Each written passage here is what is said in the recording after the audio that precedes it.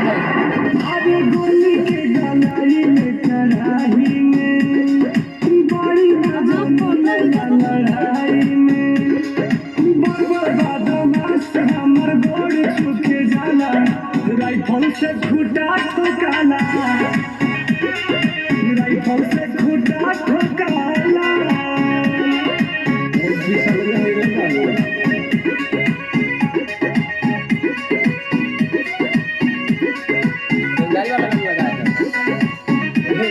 हमेशा वीडियो हमेशा हमने